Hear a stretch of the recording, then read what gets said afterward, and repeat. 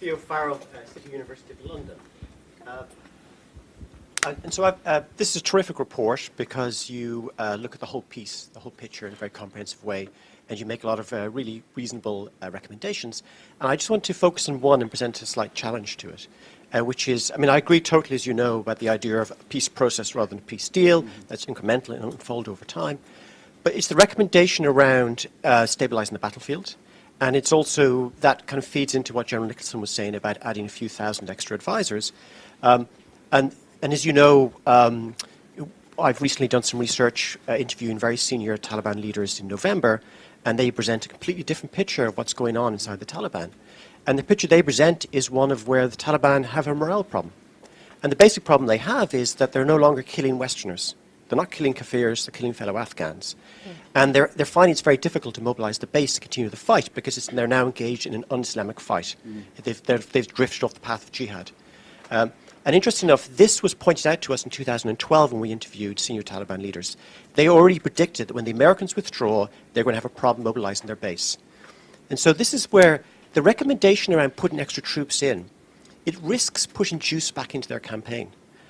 And not necessarily, the problem is not, because 2,000 are not going to appear on the battlefield. That's not the issue. The issue is more making statements around continuing to support the fight, making statements around pushing more force in. And I'm just wondering, maybe the clever move is if you are going to provide tactical sort of advisory capacity into brigades, do it quietly.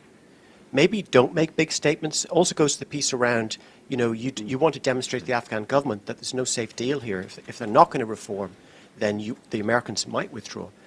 But more importantly, what our research shows is actually the Taliban right now have a big morale problem, that those battlefield games have come at great cost.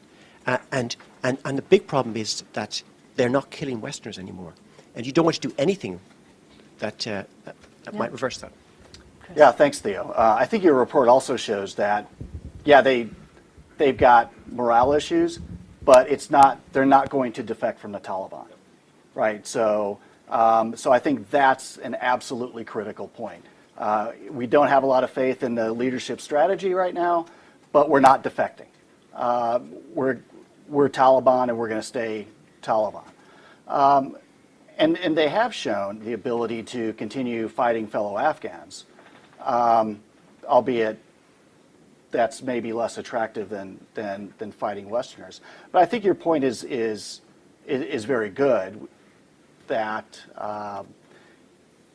there's not a big banners around putting more advisors in the field. But I also think it's very important that we look at these three objectives that I laid out as not things that happen in sequence, but things that happen concurrently. So as these efforts at conditionality and working with the Afghan forces to stabilize the battlefield are going on, and as efforts at to hold Pakistan more accountable and create a better regional environment are going on, that the work laying the foundation for a peace process is going on as well.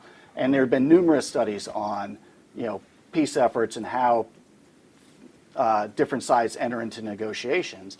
And what that research suggests is that you first have to have a mutually hurting stalemate where neither side is battlefield gains are too painful for both sides.